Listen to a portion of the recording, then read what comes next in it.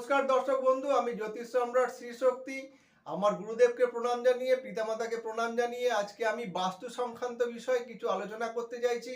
যেটা হচ্ছে যে বাচ্চাদের পড়াশোনার ঘর আপনি কিরকম রাখবেন, কোন পজিশনে রাখবেন, এই বিষয় নিয়ে কিছু সংক্ষিপ্ত আলোচনা।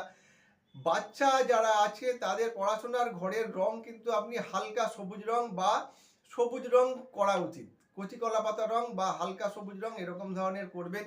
পড়ার সময় যে বাচ্চা পড়ছে তাকে পূর্ব দিক বা উত্তর দিকে মুখ করে যেন সে পড়তে বসে, তাহলে কিন্তু তার পড়াশোনার জায়গা কিন্তু উন্নতি হবে এবং পড়াশোনায় মনোযোগ বাড়বে। আর পড়াশোনার টেবিলে সবসময় একটা দেবী সরস্বতীর মূর্তি বা ছবি রাখবেন।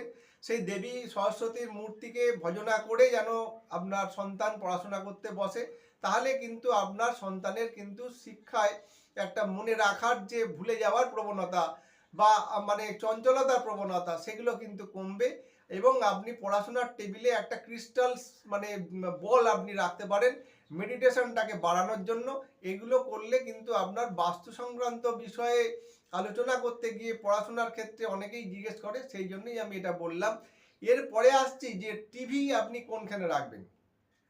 টিভিটাও কিন্তু একটা বিশাল ভাইটাল বিষয় বাস্তু সংক্রান্ত বা বাস্তুর বিষয়। টিভিটা কিন্তু আপনাকে, যদি আপনার সম্ভব হয়, যদি বেডরুমে টিভি না রাখাই ভালো। শোবার ঘরে টিভি রাখবেন না। শোবার ঘর ছাড়া যদি আপনার অসুবিধা যদি না থাকে, আপনার যদি পজিশন থাকে, জায়গা থাকে, তাহলে আপনি এমন জায়গায় রাখবেন যাতে আপনার কোনো অসুবিধার মধ্যে না পড়তে। শোবার ঘর ছাড়া শোবার ঘরে রাখবেন না। টিভি এমন জায়গায় রাখবেন যাতে আপনার মুখ পূর্ব দিক বা উত্তর দিকে থাকে। টিভিটা এমন পজিশনে রাখবেন আপনার মুখটা থাকবে পূর্ব দিকে। পূর্ব দিকে দেওয়ালে যদি রাখেন, পশ্চিম দিকে দেখবেন, তাহলে আপনার পূর্ব দিকে আপনার মুখ থাকবে। বা আপনার যদি উত্তর দিকে দেওয়ালে রাখেন, তাহলে আপনার উত্তর দিকে মুখ করে আপনি টিভিটা দেখতে পাবেন। পূর্ব দিকে মুখ করে বা উত্তর দিকে মুখ করে টিভি দেখবেন, এরকম পজিশনে আপনাকে টিভি রাখতে হবে। ফ্রিজ একটা ভাইটাল বিষয়। ফ্রিজ আপনি কোন দিকে রাখবেন? ফ্রিজটা রাখতে গেলে আপনাকে উত্তর পশ্চিম কোণে রাখার দরকার, সবসময় ভালো। এবং যদি উত্তর পশ্চিম কোণে রাখা সম্ভব না হয়, তাহলে কিন্তু আপনাকে দক্ষিণ পূর্বে রাখা যেতে পারে।